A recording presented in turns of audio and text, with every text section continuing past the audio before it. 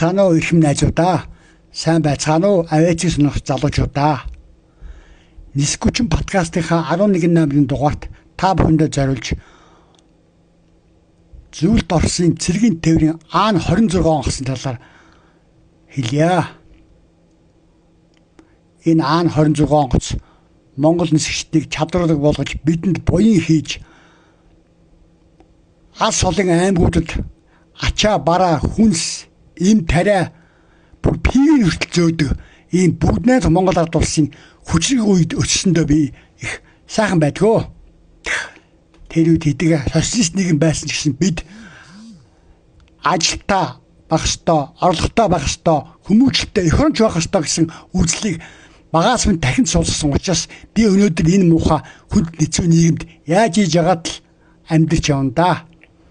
Бүгд найз Монгол ард улсын үед Монголын игнаагийн тээврт хэрэглэгддэг байсан Аан 26 онгоц алс холын ховд нутг руу, уус нутг руу, дорнод руу, өмнөд руу, гов алтаа руу чихэр бичээн, гуйл будаа, арх пив, им тариа зөөгөд буцахтаа их тохиолдолд хоосон нисдэг.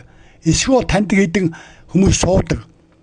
Эсвэл бол манай ховдоос нисгтэй лав намар цагт тэнгоо бисрэг айлам таруул ачиж яваад нисдэг. Энэ онгоц шатхууны өндөр зардалтай нисгч дэгдийн цалин бусад зардлууд маш гарна. Гэтэл бүгдээ Монгол ард улс энэ бүгдийг зохицуулдаг зөвхөн хүнийхээ төлөө байсан юм шүү. Саяхан нэг хөлтийн сайтанд нэг сэтгүүлч нэг улсын их хурлын гишүүнийг долоож сурвалжилт язгууртан гартаа гэж бичсэн байгаа юм да. Хизээч Монголын түүхэнд сүүлийн 100 жилд сурвалжилт язгууртан гартаа тийм хүмүүсийн үе удам тасарсан байсан юм шүү. Ингэж худлаа долоож болохгүй. Ингэж худлаа өнгөрсөн өв дээдсийн түүхийг говьж болохгүй. Өнөөдөр Цэдэнбат даргын бүтээн байгуулалтыг бүгдээ Монгол ард улсын бүтээн байгуулалтыг 1990 онд элбэгд орж Батүр тэргүүтээ хулгайч нар нурааж өөртөө хулгайлж хумсалж өөртөө баяжаад өнөөдөр Монголын ард түмэн илгээрээ хөвцсөн энэ хүнд хэцүү нийгмийг яаж сөрөн гарч байгаа тухай би олон нэвтрүүлэг, олон мэдээ бичлэгийг сонсч л байна. Би энэ удаа сэтгэл хөдлөөд уус төрчлээ уучлаарай манайхаа. Энэ хулгайч луурч чинь гадны хөлснийхэнтэй гадны байгууллагуудаар нийлж Монголын газар нутгийг зарж, идэж, хулгайлж түүний хөлснээс сайтууд сэтгүүлс бүр телевизүүд Монголын үндэсний олон жилийн телевиз хүртэл зөвхөн хитний талыг барьсан мэдээлэл зарсан. Монголчуудын тархийг угааж зөвхөн мөнгөтэй барууны эзэд үйлчлдэг болсон учраас би энд маш харамсаж байгаа. За яах вэ? Хизээ нэгэн цагт энэ хулгайчнаа дарах цаг ирнэ. Энэ үед монголчууд тесрэн шүү. За уучлаарай манайхаа би баг зэрэг улс төр яшлаа. Гэхдээ би өөрийнхөө сэтгэлийг үгийг хэлсэн юм шүү.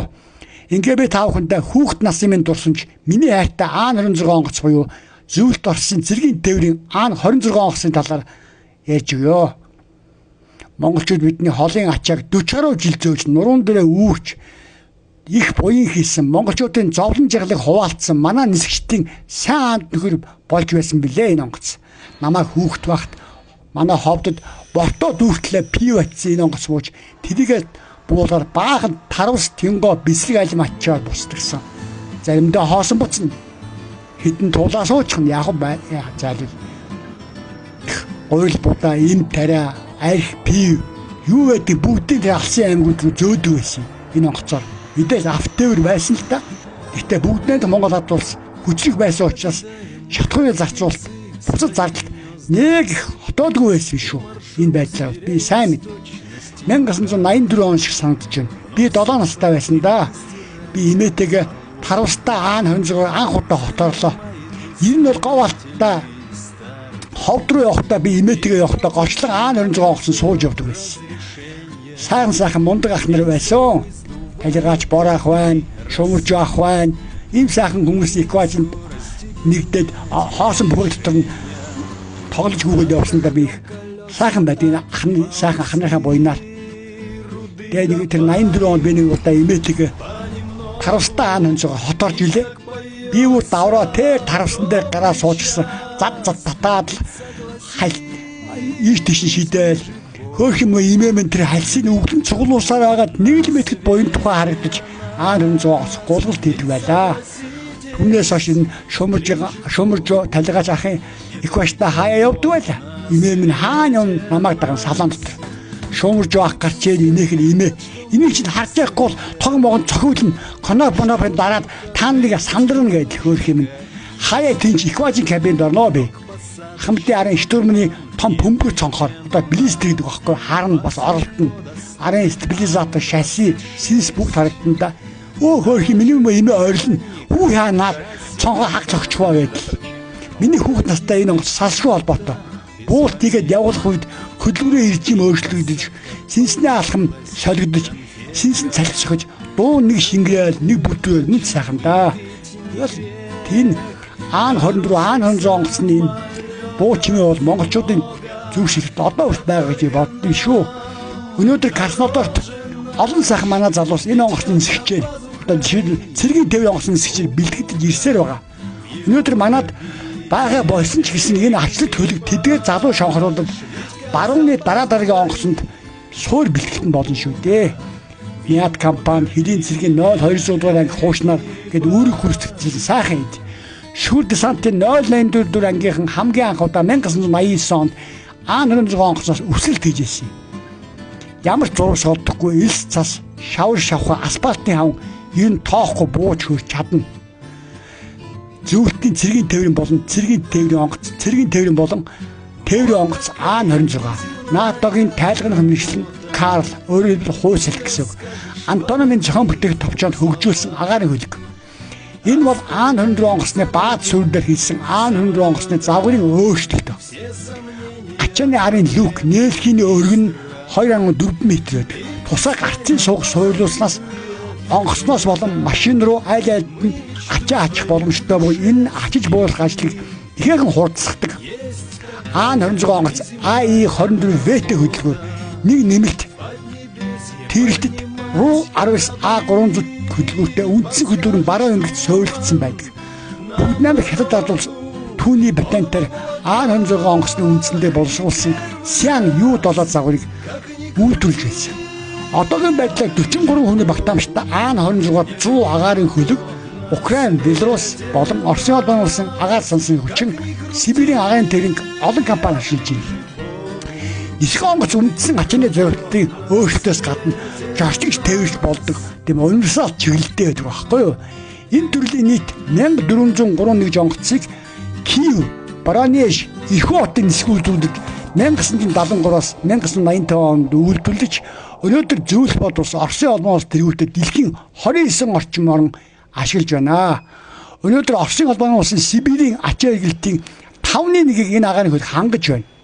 За яг хөө мэдээж анхны осол 1975 оны 5 сарын 26-нд болсон л доо. Гэвч энэ онгоц Монголын цагаарт маш сайн тохирсон найдвартай итгэлтэй агаарын хөлөг байлаа. 2005 онд Мяд компани хамгийн сүүлчийн нислэгийн цаг багтаа А-26 онгоцыг эрхүүд явуулан суудлын болгон сервис хийлгэж 2008 он хүртэл Монголын иргэн агаарын тээврийн орон нутгийн нислэгт ашигласан л үгтэй. А-26 онгоц 6 тонн эсвэл 38 зорчигч эсвэл эз бүрэн зэвсгэлсэн 30 десантчин болоод насын илхэн дээр хэвтрийн байдалтай 24 шахтан зөөх чадвартай. Анхны туршилтын нислэгээ 1969 оны 5 сарын 21-нд үйлдэж 1973 оны 5 сарын 7-нд үйлдвэрлэж хилдсэн байдаг. Сибирийн хүнд нөхцөлд Африкийн халуун Якут туундрын тэсгийн мөтөнд өдрөө хүртэл үүргээ нэр төртөө биелүүлж яваа Ахмад дайчин дэлхийн хамгийн бат өх агаарын хөлүүдийн нэг үлээ. Энэхий зохион бүтээгч Гарвард түүний хамгийн хүүтэнд хөдөлгөөрөө асаасан тохиолдолд туундарт 59 градус бол хамгийн халуунд Запорожск хийсэн үе бол Сомалид 58 градус болсон.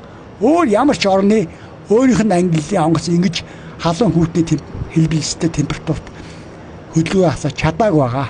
Ингээ би та бүхэндээ зарим үзүүлэлтийг танилцуулъя.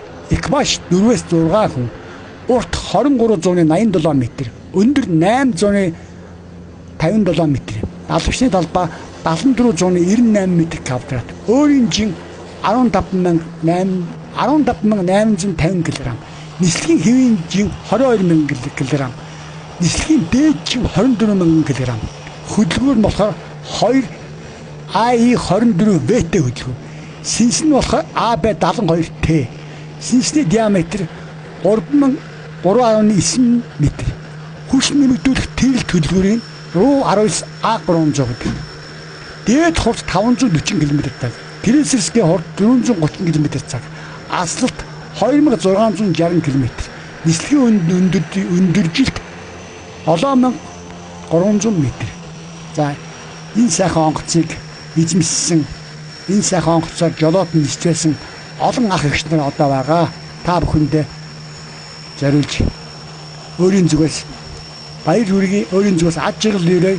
Энэ сайхан онгоцоор хүүхд тахтаа нисч, онгоц эдэг нисэх авиа цэдгийг амталж өссөн миний хувьд над амар том босонж үлдээдэг юм.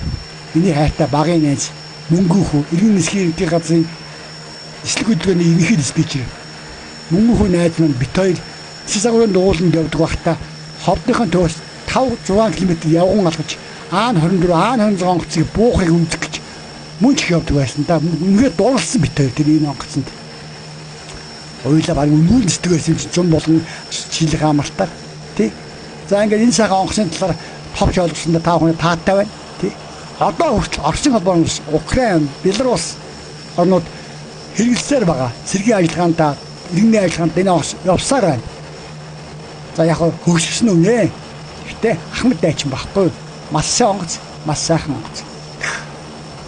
Олон залуус Краснодарт бэлтгэж ирсэн энэ онгоцны нисгчээ. Энэ онгоцны нисгчээр бэлтгэгдсэн ч гэсэн дараагийн шин загварын онгоцууд дээр гарахад тэдэнд туршлага нь болно. Энэ ачтай буянтай агаарын хөлгийн ачаар бүгд найрамд Монгол ард улсын ачаа эргэлт тодорхой хэмжээнд өссөн байдаг юм. Энэ онгоцоор ард түмдэд зориулж, ард түмнийхээ хэрэгцээд бараг тээвэрлж явсан олон сайхан ах эгч нарт та нар минь өдөр бүгдээ амьд сэрүүн байгаа. Та бүхэндээ аз жаргал хүсье. Урт удаан наслаараа гэж ирээё. За баярлалаа та бүхэндээ. Дараагийн нисгүүчин подкастын 12 номерын дугаарт сайн муу хэлэгддэг алдартай Ми 8 нисгийн талаар оруулнаа. Та бүхэн сайхан амцгаараа.